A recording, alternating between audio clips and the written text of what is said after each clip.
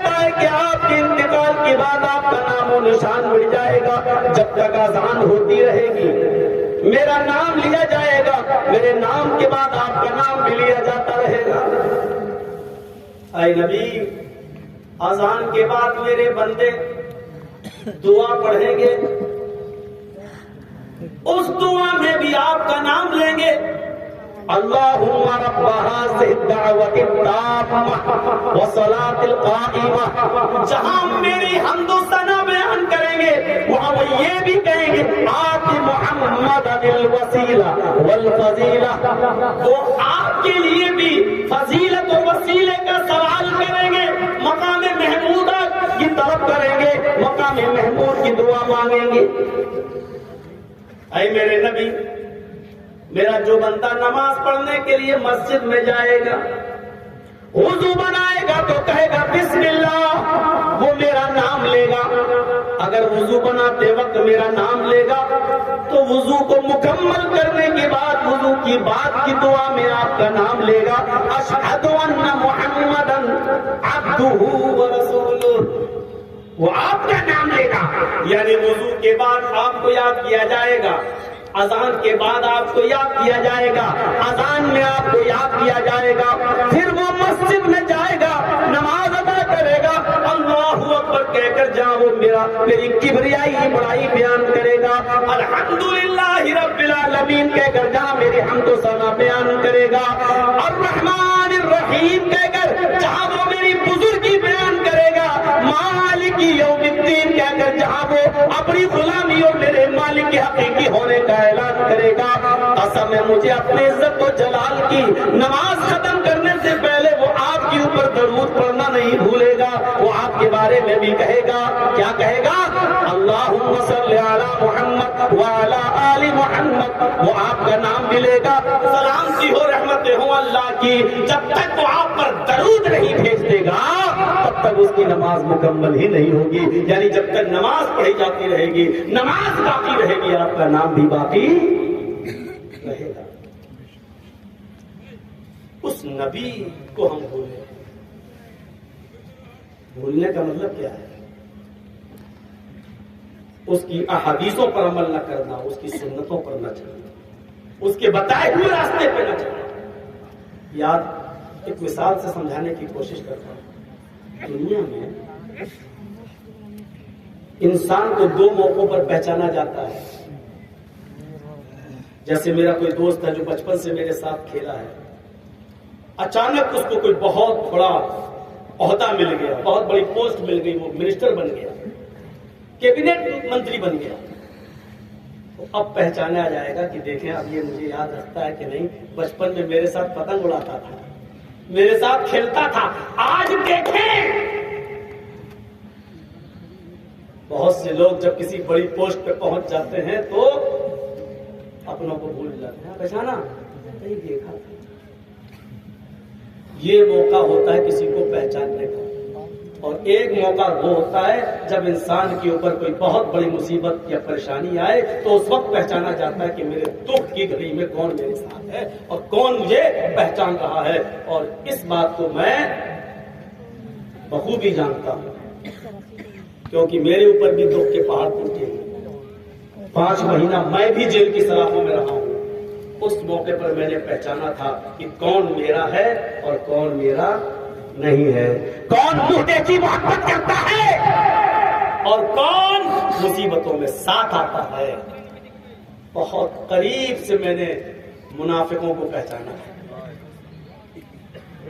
بہت قریب سے میں نے 2 منہوں والے سانپوں کو دیکھا ہے، اور جیل سے نکلتے ہی سب سے پہلے فون وہی کر رہے ہیں جو ایک دن ملنے نہیں ہے۔ مولانا سب ٹھیک ہیں، کیسے ہیں؟ اب ان کو پروگرام کی ڈیٹ چاہیے، کیسے ہیں؟ میں نے بہت دعا کی آپ کے لیے، مسجد میں دعا کرائی آپ کے لیے۔ میں نے کہا جزاک اللہ، بہت قریب سے دیکھا ہے۔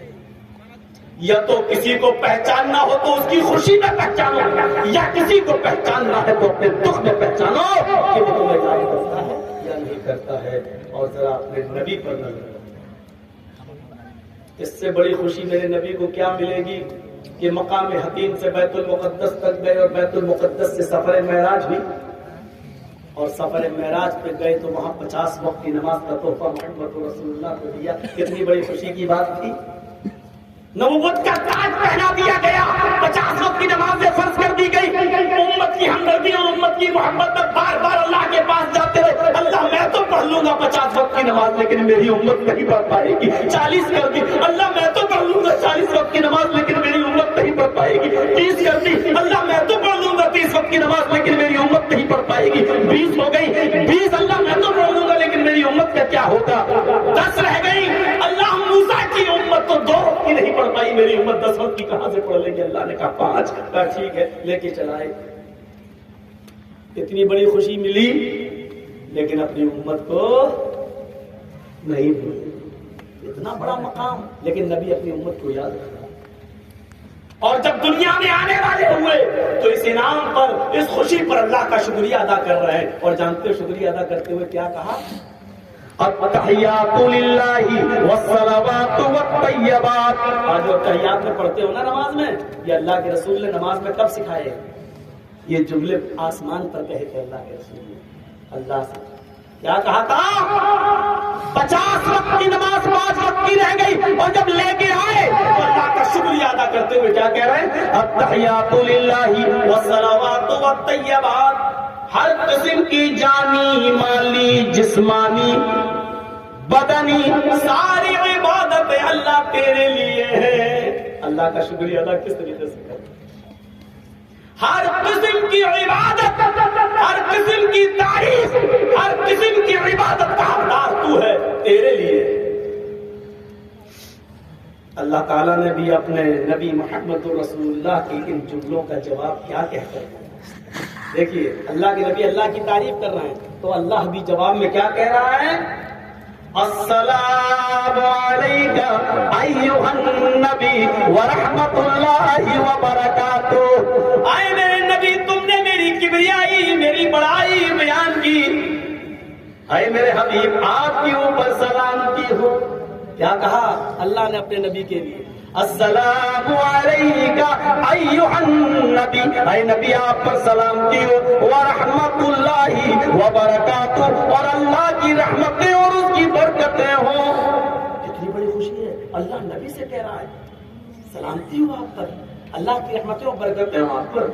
اللہ کے نبی کی زبان سے کیا نکلا. نہیں, اے اللہ صرف میرے اوپر نہیں. السلام علیکہ تو نے کہا, اے اللہ صرف میری اوپر نہیں.